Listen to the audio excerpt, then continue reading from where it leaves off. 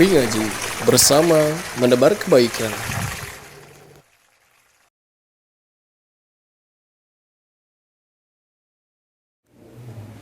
Assalamualaikum warahmatullahi wabarakatuh.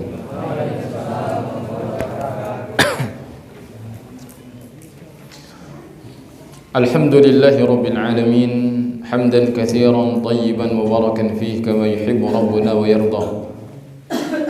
Asyhadu an la ilaha illallah wahdahu la syarika lah wa asyhadu anna Muhammadan 'abduhu wa rasuluhu sallallahu alaihi wa ala alihi wa ashabihi wa man walah wa la hawla wa la quwwata illa billah. فقال الله تبارك وتعالى في القرآن العظيم: أعوذ بالله من الشيطان الرجيم. يا أيها الذين آمنوا اتقوا الله حق تقاته ولا تموتن إلا وأنتم مسلمون.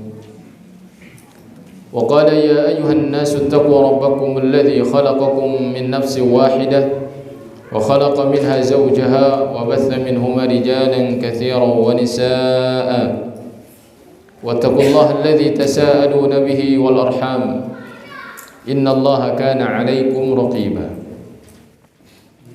وقال: يا أيها الذين آمنوا اتقوا الله وقولوا قولا سديدا يصلح لكم أعمالكم ويغفر لكم ذنوبكم ومن يطع الله ورسوله فقد فاز فوزا عظيما. ثم أما بعد،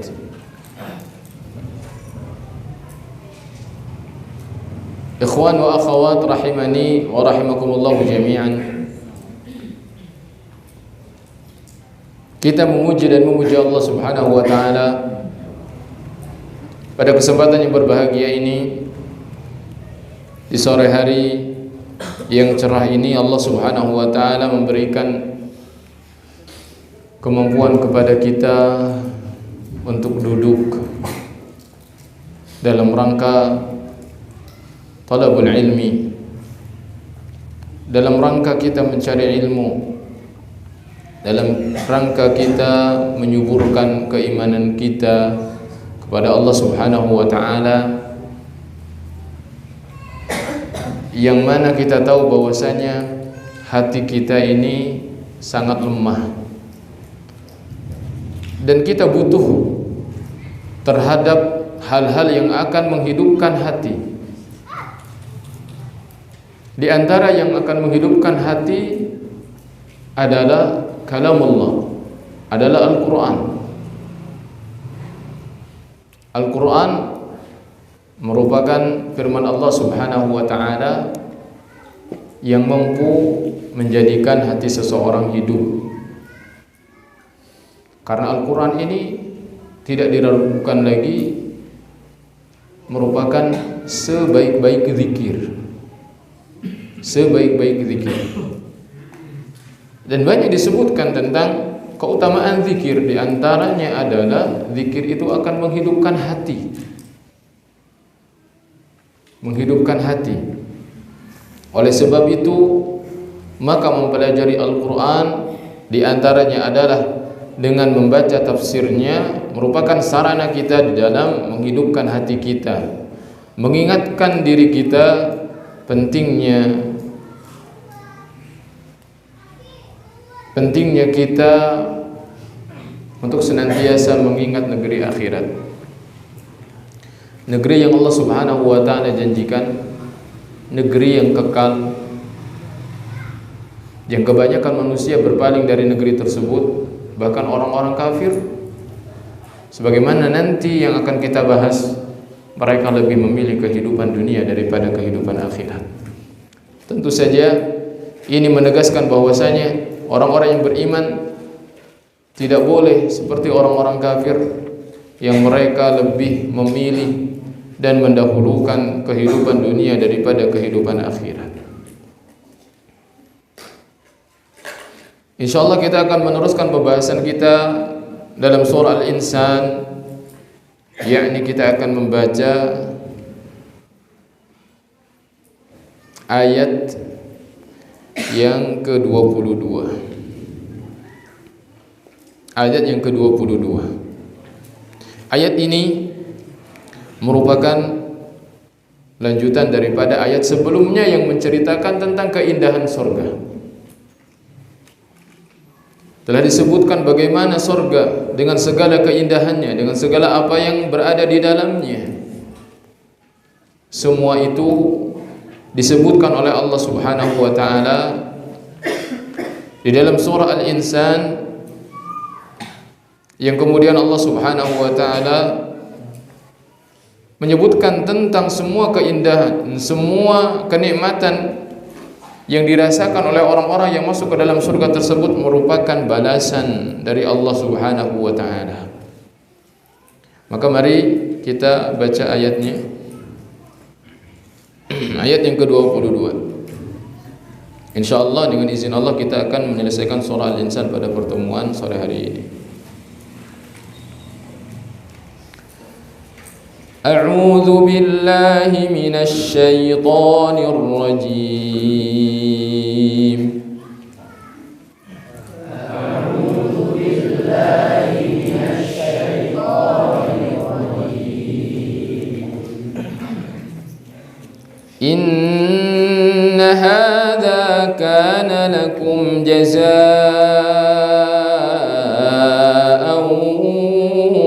wa kana sa'yukum mashkura.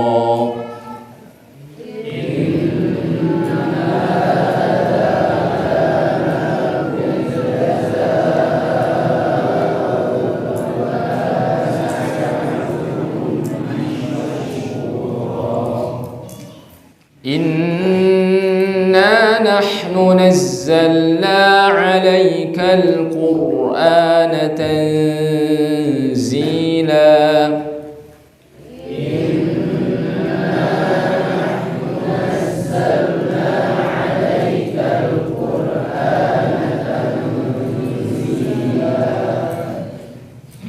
فاصبر لحكم ربك ولا تطع منهم آثما أو كفورا.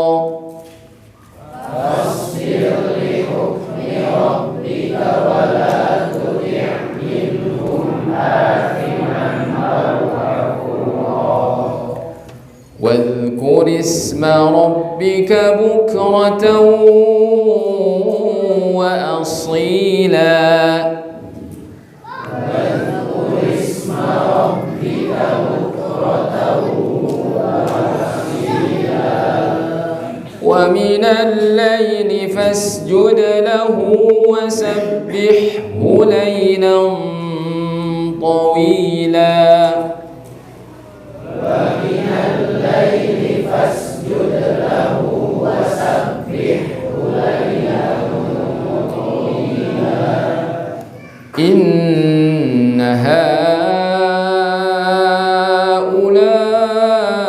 هؤلاء يحبون العاجلة ويذرون وراءهم يوما ثقيلا.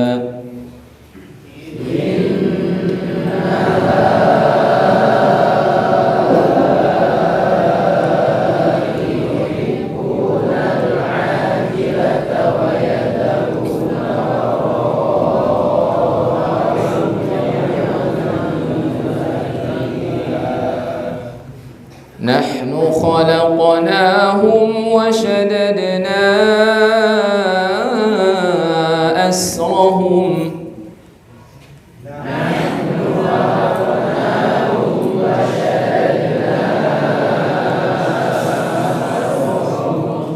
وإذا شئنا بدلنا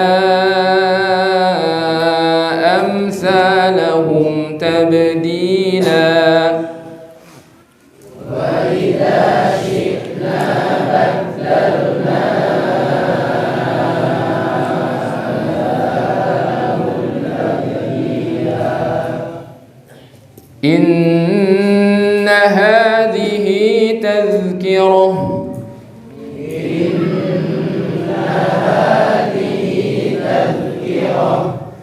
إن هذه تذكرة فمن شاء اتخذ إلى ربه سبيلا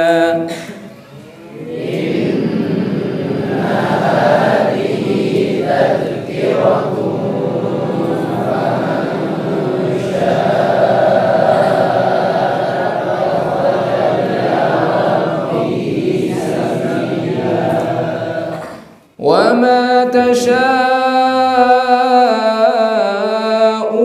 إلا أن يشاء الله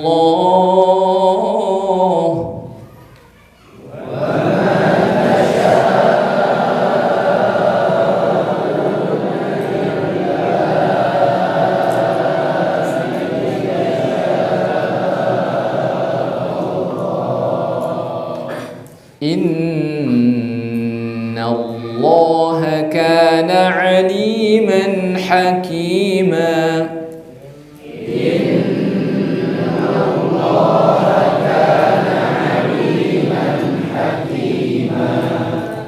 يدخل من يشاء في رحمته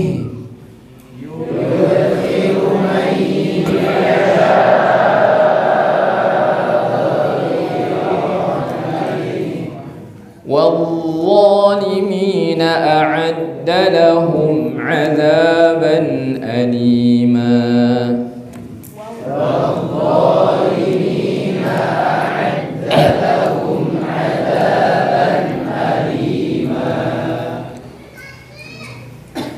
Nah, kita mengetahui bahwasanya sebagaimana disebutkan dalam sabda Rasulullah sallallahu alaihi wasallam,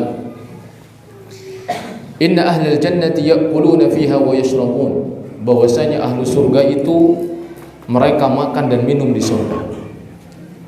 Wala yadfuluna wala yabuluna wala yataghawwatun wala yamtakhitun. Mereka itu tidak meludah, tidak kencing, tidak buang air besar, dan mereka juga tidak ingusan. Saking sempurnanya. Karena surga itu sempurna dan juga akan dimasuki oleh orang-orang yang sempurna. Surga itu indah, akan dimasuki oleh orang-orang yang indah. Bahkan orang-orang yang masuk ke dalam surga itu, ketika mereka indah di surga, mereka juga adalah orang-orang yang memiliki sifat indah di dunia.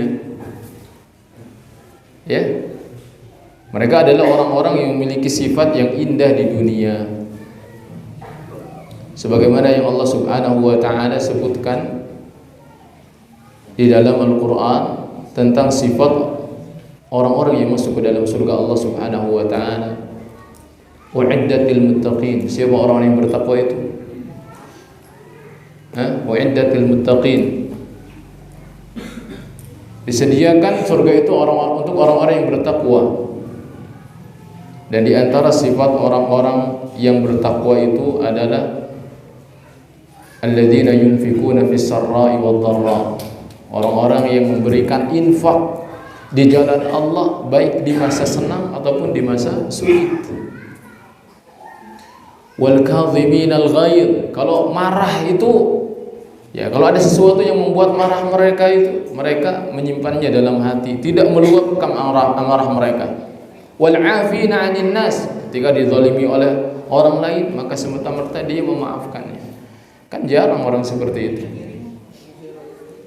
Dan itulah sifat-sifat yang Allah sebutkan. Mereka itulah yang Allah sebutkan akan masuk ke dalam surga. Karena surga ini indah. Oleh sebabnya kalau kita menemukan orang-orang yang sifatnya indah, ini calon surga, ya, calon penghuni surga. Qalu, mereka berkata, fama balu ta'am, bagaimana dengan makanannya?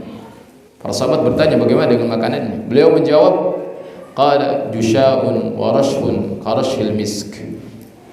Ya, jadi dikatakan mereka bersendawa dan keringat yang baunya seperti minyak kasturi.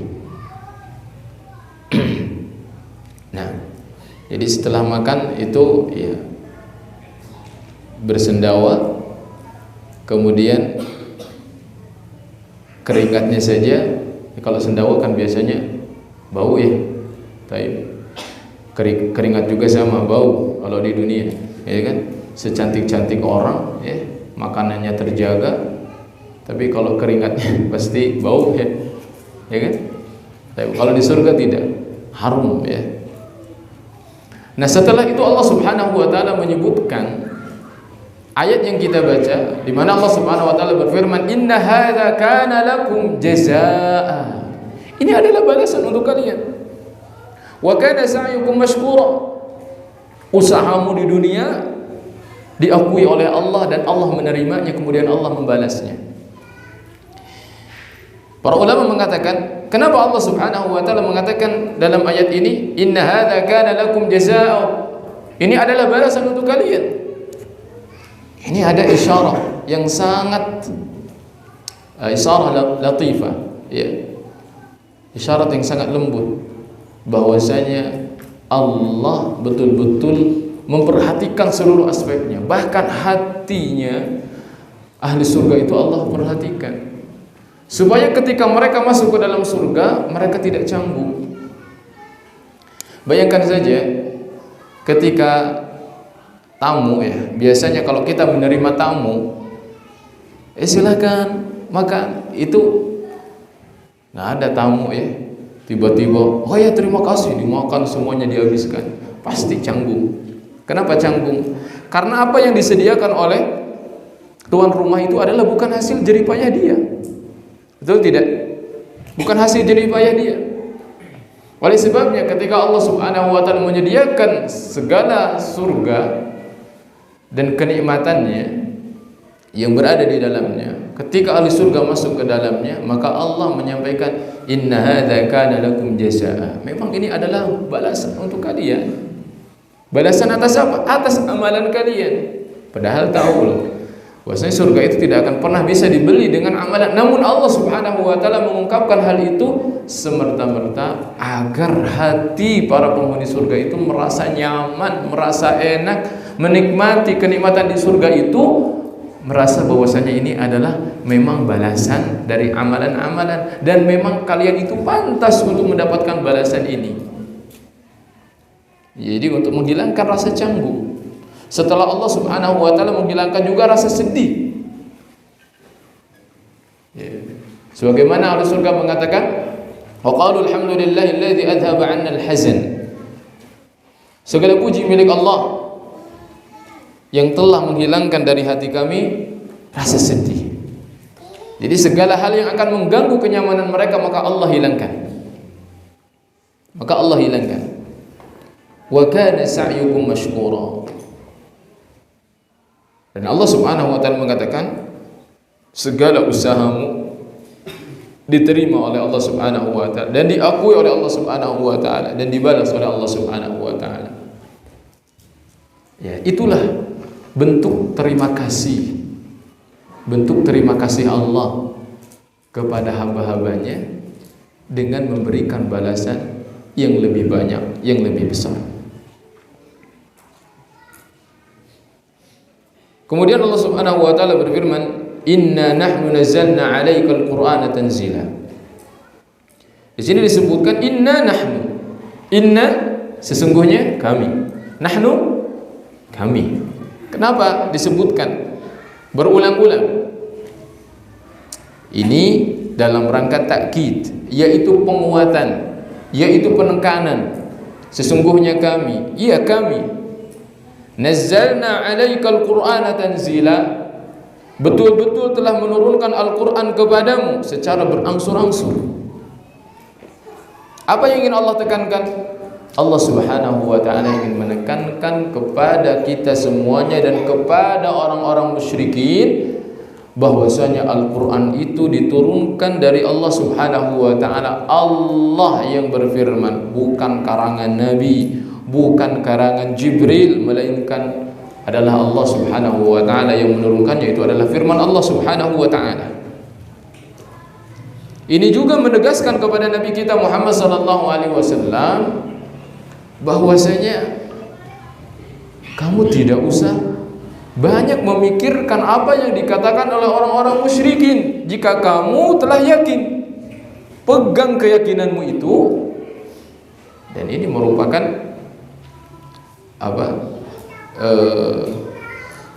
perintah dari Allah Subhanahu wa taala, dan cara Allah Subhanahu wa taala, bagaimana Allah Subhanahu wa taala mengkondisikan psikologis Nabi sallallahu alaihi wasallam, kejiwaan baginda sallallahu alaihi wasallam tatkala mendapatkan omongan yang tidak mengenakan dari kanan, dari kiri, dari orang-orang musyrikin, dari orang-orang yang tidak suka kepada beliau sallallahu alaihi wasallam, dari orang-orang yang menentang dakwah beliau sallallahu alaihi wasallam.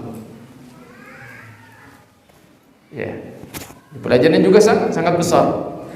Kalau kita memang yakin dengan agama ini, tidak perlu ada yang kita takutkan. Kalau kita merasa benar dalam menjalankan sesuatu, maka tidak perlu menghiraukan omongan orang lain. Sebagaimana Nabi SAW diperintahkan untuk semakin menambah keyakinan beliau bahwasanya Al-Quran ini memang bukan buatan kamu, bukan pula buatan Jibril, melainkan itu diturunkan oleh Allah Subhanahu wa ta'ala. Karena orang-orang kafir itu mereka berkata sebagaimana yang Allah firmankan, wa qala alladziina kafaru laula nuzila 'alaikal qur'ana aw laula nuzila 'alaihi al-qur'anu jumlatan wahidah. Orang-orang kafir mengatakan, kenapa sih Al-Quran itu diturunkan berangsur-angsur?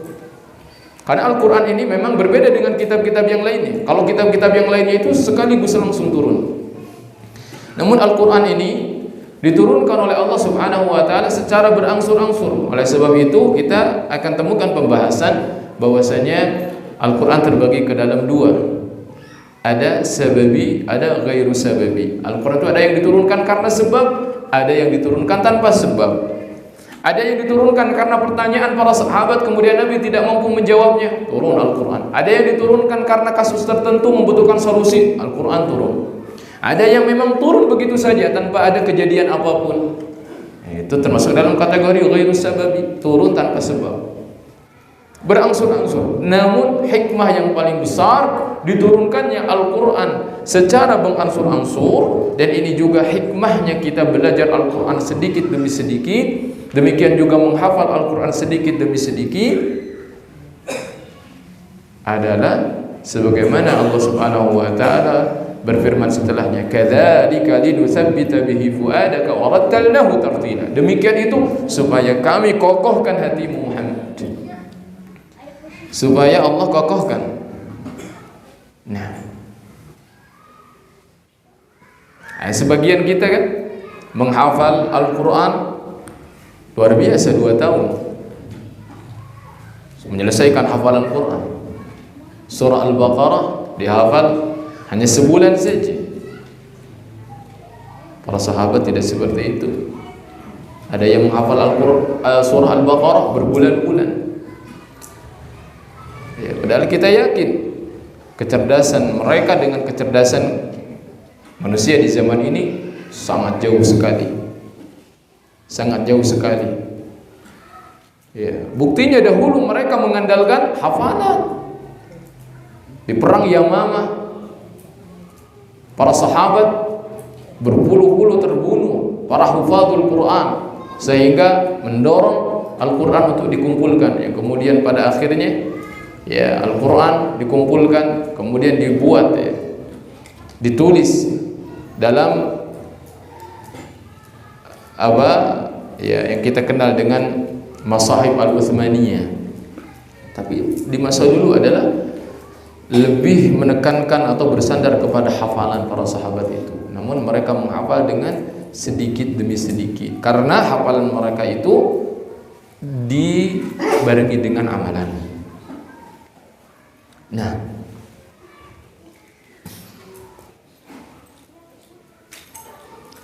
kemudian Allah Subhanahu wa ta'ala berfirman, fasbir li hukmi rabbika wa la tuti' minhum athiman aw kafura. Maka bersabarlah. Siapa yang diperintahkan untuk bersabar? Yang diperintahkan untuk bersabar adalah baginda Nabi sallallahu alaihi wasallam. Fasbir li hukmi rabbik. Bersabarlah di dalam melaksanakan keputusan Allah Subhanahu wa ta'ala, keputusan Rabbmu. Wala tuti' minhum athiman aw kafura. Janganlah engkau mentaati dari mereka, yakni para pendosa dan juga orang-orang kafir. Allah Subhanahu wa taala memerintahkan bersabar kepada nabinya, kepada baginda Nabi sallallahu alaihi wasallam, karena beliau diuji.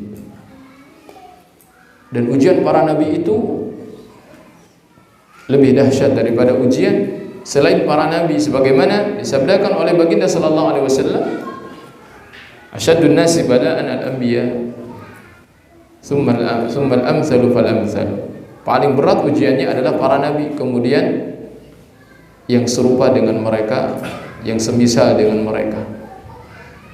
Semakin seorang salih, maka ujiannya biasanya semakin berat. Semakin orang bertakwa, maka ujiannya akan semakin berat. Nah, seseorang tidak meminta untuk diuji. Kita dilarang untuk meminta, ya Allah uji hamba ya Allah. Jangan seperti itu. Ya. Tetapi kita meminta agar dikuatkan di dalam menghadapi ujian, agar diberikan kesabaran di dalam menghadapi ujian. Di antara ujian yang Allah berikan adalah keputusan Allah Subhanahu wa taala. Hukum-hukum Allah Subhanahu wa taala itu adalah semuanya ujian untuk kita. Apakah kita melaksanakannya atau tidak?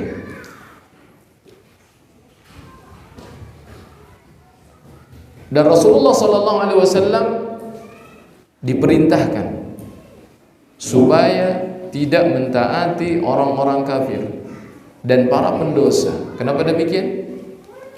Karena mentaati keinginan mereka itu termasuk ke dalam dosa. Mentaati keinginan orang-orang kafir itu termasuk ke dalam dosa. Dan ayat ini berkaitan dengan tawaran orang-orang kafir seperti Utbah bin Rabi'ah yang menawarkan anak perempuannya kepada Nabi SAW asalkan berhenti dari dakwahnya. Demikian juga Al-Walid bin Mughirah menawarkan harta karena dia adalah orang yang kaya. Ya, ternaknya itu, untanya itu terbentang dari Makkah ke Taif. Ditawarkan kepada baginda Nabi SAW harta. Kalau kamu jadi orang kaya, kami bisa membuatmu menjadi orang yang kaya. Asalkan Nabi SAW tidak mencela Tuhan-Tuhan mereka. Demikianlah orang-orang musyrik itu memberikan tawaran-tawaran yang sangat banyak. Bahkan ketika Nabi SAW tidak menerima tawarannya, maka mereka mengancamnya akan dicela, akan diusir, atau meminta sesuatu yang tidak mampu untuk dilakukan oleh manusia. Ya, begitu sunnatullah, di mana orang-orang musyrik dari zaman ke zaman. Di antara yang paling nampak adalah dalam kisah Nabi Nuh, ya. Di antara yang nampak adalah dalam kisah Nabi Nuh, di mana mereka kaum Nabi Nuh itu meminta permintaan-permintaan yang ya tidak bisa dilakukan oleh manusia, seperti ya, menjadi malaikat gitu, atau menurunkan malaikat. Maka Allah Subhanahu wa taala mengingatkan Nabi untuk tidak mengikuti permintaan-permintaan orang-orang kafir tersebut. Sama sekali tidak boleh diikuti. Tidak boleh diikuti permintaan orang-orang kafir tersebut. Tentu saja ketika Nabi SAW menolak semua permintaan tersebut, itu membuat Nabi SAW merasakan sempit ya dadanya. Gak enak dakwah itu. Bukan hanya kita. Ketika dakwah kemudian dicekal, ketika berdakwah kemudian dibubarkan, ketika dakwah kemudian dituduh, itu semuanya tidak enak. Dan tidak hanya kita saja yang merasakan hal itu, bahkan yang pertama kali mendapatkan semua itu adalah baginda Nabi Shallallahu Alaihi Wasallam. Dan Nabi Shallallahu Alaihi Wasallam tidak diragukan lagi adalah orang yang paling teguh, orang yang paling kokoh keimanannya, orang yang paling bersabar, namun masih merasakan efek daripada semua halangan, rintangan, celaan, cacian yang dilontarkan oleh kaum musyrikin. Oleh sebabnya Allah Subhanahu wa taala memerintahkan Nabi sallallahu alaihi wasallam di dalam ayatnya setelahnya, wadhkurisma rabbika bukratan wa asila. Dan sebutlah nama Tuhanmu pada waktu pagi dan petang. Ini adalah solusi ilahi gitu ya, apa namanya ya, yang langsung diturunkan oleh Allah Subhanahu wa taala sebagai solusi bagi orang-orang yang sedang mengalami tekanan ini, siapapun mereka. Di mana Nabi sallallahu alaihi wasallam diperintahkan oleh Allah Subhanahu wa taala, wadhkurisma rabbika bukratan wa asila. Sebutlah nama Tuhan kamu di pagi dan di siang hari. Ini adalah perintah dari Allah Subhanahu wa taala untuk berzikir, menyebut nama Allah di pagi dan di petang hari, yang kita kenal dengan zikir pagi dan petang. Ini ternyata sangat memberikan efek yang sangat luar biasa di dalam meneguhkan hati seseorang, terutama ketika dia berdakwah kepada Allah Subhanahu wa taala, menghadapi semua hal yang menyempitkan hati, begitu. Ya. Menghadapi tuduhan-tuduhan adalah dihadapi dengan zikir pagi dan petang. Bahkan ayat lain lebih jelas lagi ya. Dalam surah Al-Hijr itu disebutkan, walaqad na'lamu annaka yadhiqu sadruka bima yaqulun. Kami tahu bahwasanya hati kamu, ya ini baginda sallallahu alaihi wasallam maksudnya, yadhiqu sadruk, sempit hati kamu, bima yaqulun, dengan apa yang dikatakan oleh kaum musyrikin. Kamu dituduh gila, kamu dituduh penyihir. Itu enggak enak semuanya. Enggak enak semuanya. Padahal Nabi itu betul-betul dakwah di atas kebenaran. Yakin 100% Nabi itu, apa yang didakwahkan oleh beliau itu benar, apa yang dikatakan oleh Nabi itu benar. Kalau kita belum tentu. Apa yang kita sampaikan kepada masyarakat,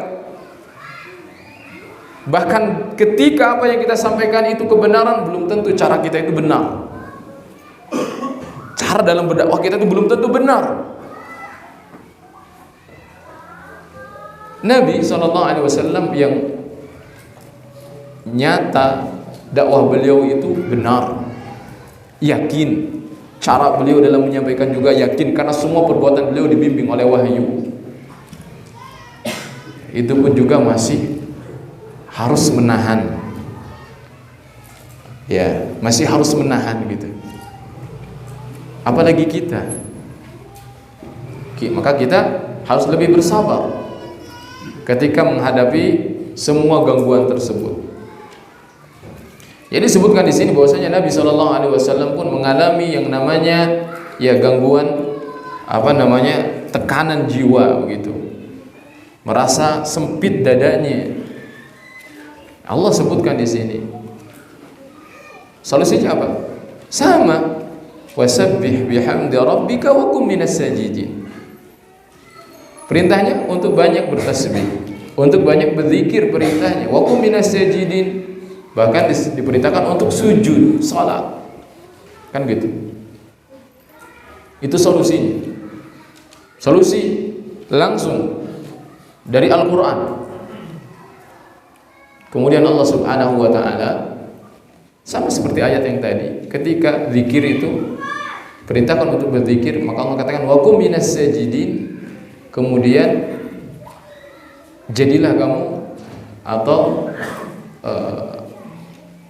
bergabunglah dengan orang-orang yang bersujud. Ya, wa kum minas sajidin. Ya, sajidin itu kan banyak ya. Bisa juga ini mungkin perintah untuk kita menjaga salat berjamaah ya, terutama yang diperintahkan di sini adalah salat.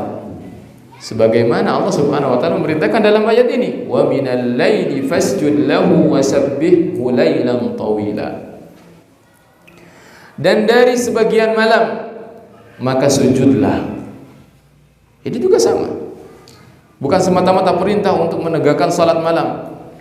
Namun ini sebagai solusi dari Allah Subhanahu wa taala bagi mereka yang sedang dilanda sempit dadanya. Ya, bukan hanya termenung, namun salat, sujud kepada Allah Subhanahu wa taala. Ya.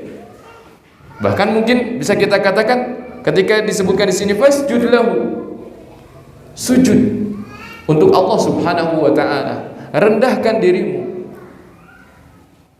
Di sana diharapkan kita faham bahwasanya yang memberikan masalah itu atas izin Allah, dan Allah lah yang mampu memberikan solusinya. Semakin lama kita sujud, diharapkan semakin kita mendapatkan ketenangan, ya, memiliki harapan. Fasjud lahu wasabbihhu lailan tawila. Nah, bertasbihlah kepada Allah Subhanahu wa taala pada bagian yang panjang di malam hari. Diperintahkan untuk banyak bertasbih, mensucikan Allah Subhanahu wa taala. Nah, jadi mensucikan Allah dari hal-hal yang tidak seyogyanya bagi Allah Subhanahu wa taala.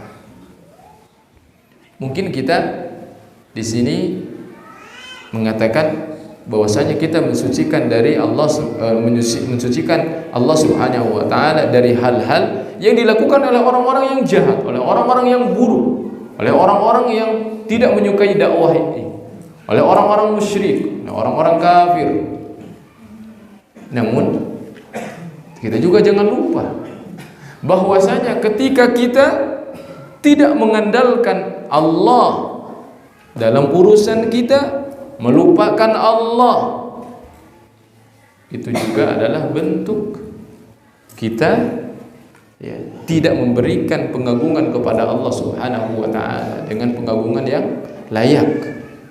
Oleh sebabnya yang diperintahkan oleh Allah Subhanahu wa taala, kita mensucikan Allah dari hal-hal yang tidak pantas, baik itu hal tersebut datang dari orang lain, dari kaum musyrikin, orang-orang yang benci dakwah, ataupun dari diri kita sendiri. Dari kita sendiri. Wasabbihu lailan tawila. Dan disebutkan malam hari di sini, kenapa tidak siang hari? Karena siang hari, karena malam hari sebagai senjata bagi mereka yang sadar bahwasanya di siang hari itu banyak godaan, banyak celaan bagi seseorang yang dia sadar bahwasanya di siang hari itu dia akan menghadapi berbagai macam rintangan yang akan menjerumuskan dia ke dalam keburukan, yang akan memalingkan dia dari hidayah Allah, yang akan menuntun dia kepada neraka Allah. Maka orang-orang yang beriman, orang-orang yang mengharapkan keteguhan di dalam hatinya, Allah perintahkan untuk berbekal kapan? Di malam hari. Berbekal di malam hari. Baik. Utamanya di sepertiga malam. Sepertiga malam. Nah, bagaimana sebagian salaf yang mengatakan sangat heran ya. Sangat heran. Itu di zaman mereka, di mana notabene-nya orang-orang itu soleh-soleh. Mungkin ketika para salaf melihat keadaan kita hari ini akan lebih heran lagi ketika kita yang banyak masalah ini, yang masalahnya itu segudang seabrek ya. yang sampai-sampai kita mengeluh kepada manusia, namun ketika datang malam hari sepertiga malam, Allah Subhanahu wa taala turun ke langit dunia dan Allah mengatakan siapa yang ingin meminta maka memintalah, begitu. Namun kita santai-santai saja tidak meminta kepada Allah Subhanahu wa taala, seolah-olah hidup kita ini tanpa beban, seolah-olah kita tidak pernah memiliki masalah. Itu. Wa minal laili fasjud lahu wasabbihhu lailan tawila. Kemudian Allah Subhanahu wa taala berfirman, "Inna haula'i yuhibbuna al-'ajila wa yadharuna wara'ahum yawman thaqila." Orang-orang kafir itu mereka mencintai, menginginkan sesuatu yang segera. Apa yang maksudnya sesuatu yang segera itu? Dunia. Allah Subhanahu wa taala sifati dunia ini dengan al-'ajilah, sesuatu yang cepat, sesuatu yang disegerakan. Kenapa?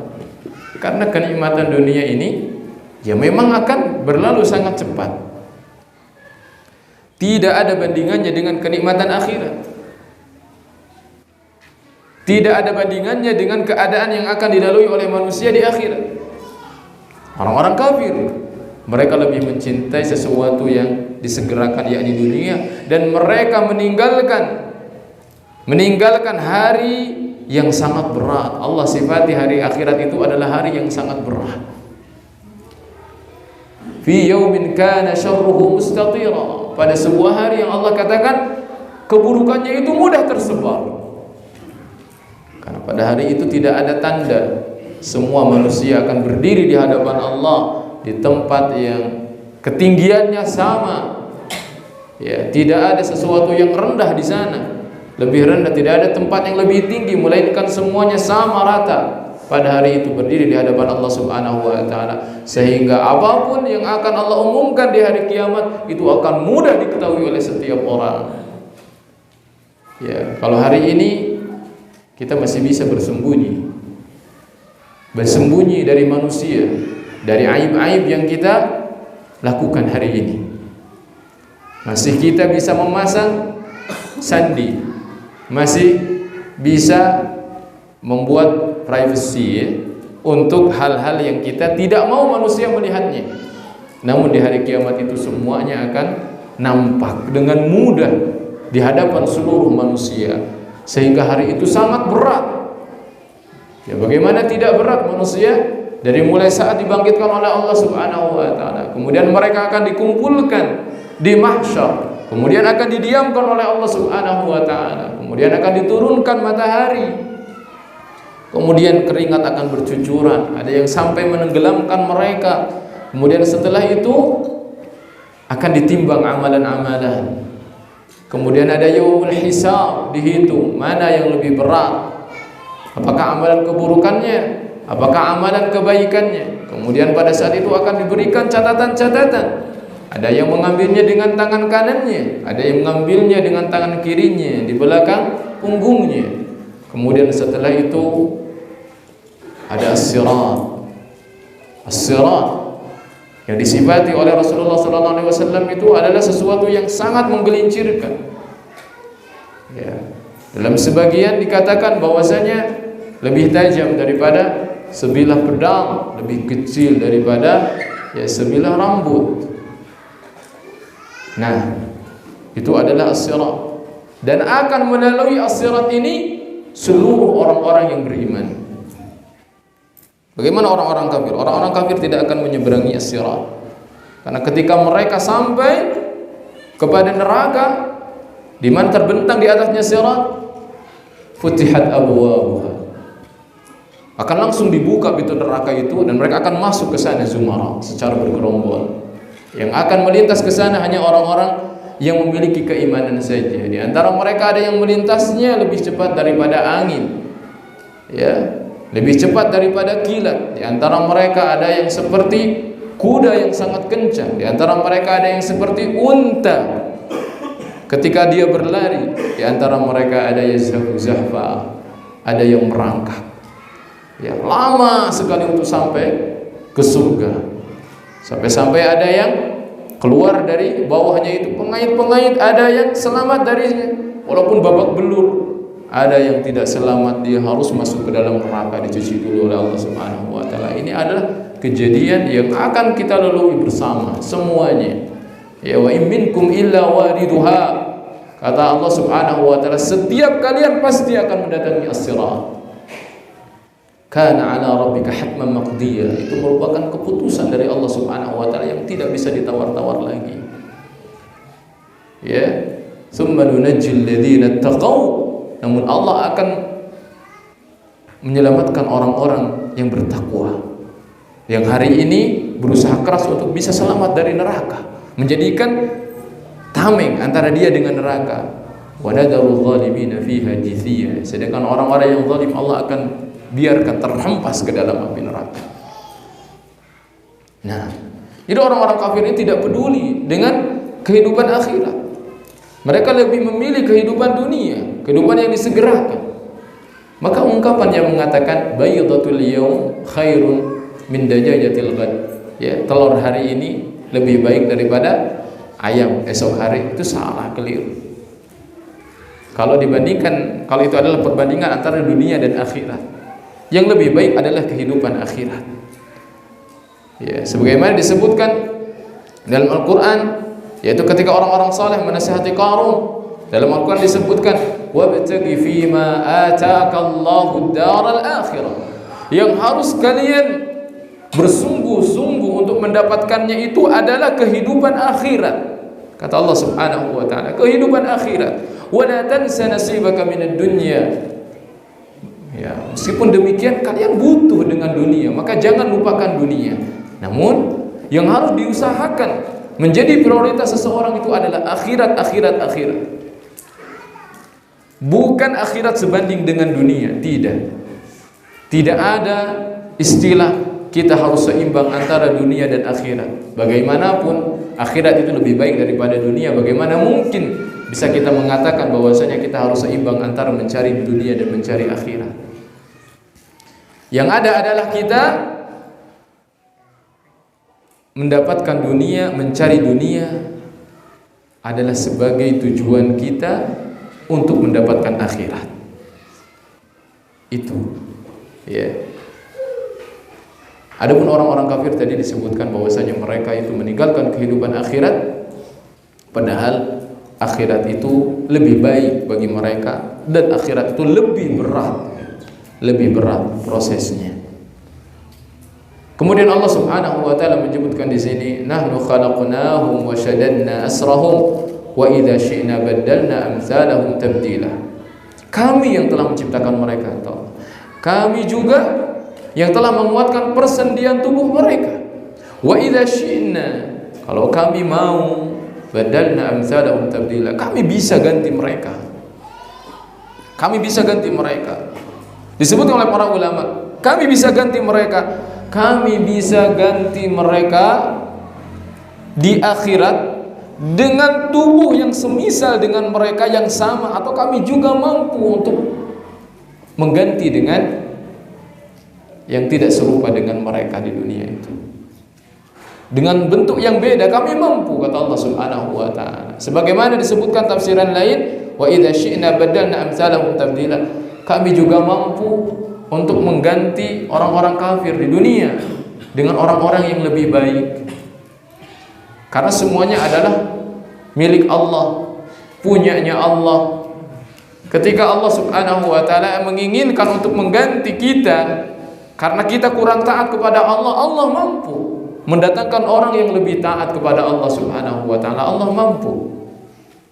Namun Allah tidak seperti itu.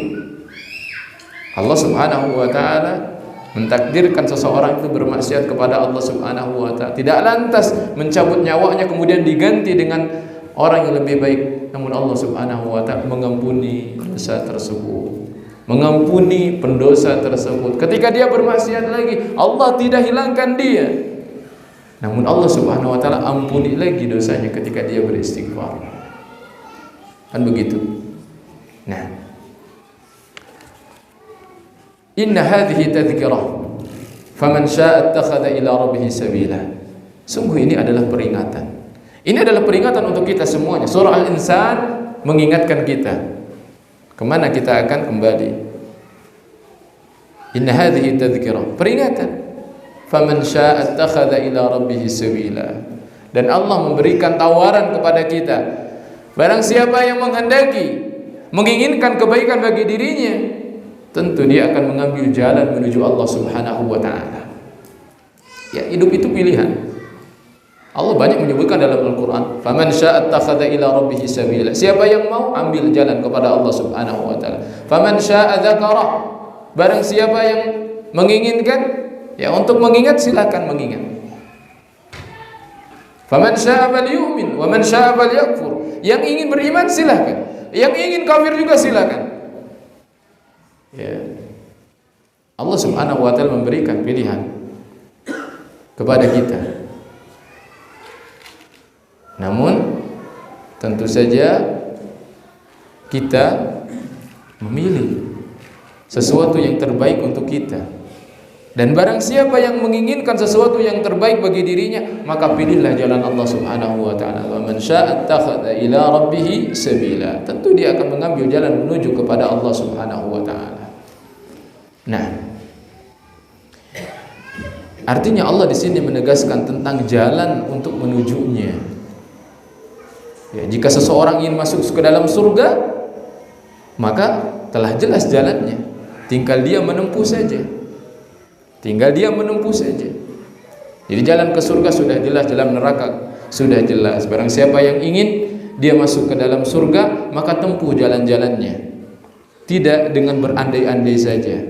Ketika kita meyakinkan diri kita, saya ingin masuk surga, maka tempuhlah jalan-jalan menuju surga tersebut. Kadang-kadang Allah Subhanahu wa taala memudahkan hal itu, ya.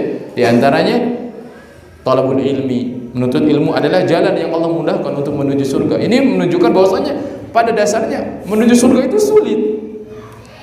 Namun ketika seseorang dia telah memilih ingin masuk ke dalam surga, maka Allah berikan kemudahan baginya. Wa ma tasyauna illa an yasha Allah, innallaha kana aliman hakim. Ayat terakhir menegaskan bahwasanya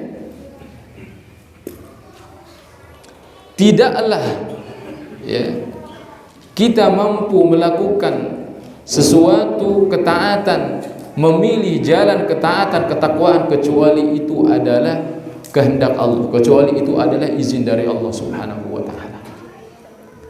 Perhatikan, tidak ada suatu ketaatan kecuali itu adalah dengan izin Allah Subhanahu wa taala. Allah perintahkan kita salat, Allah perintahkan kita salat.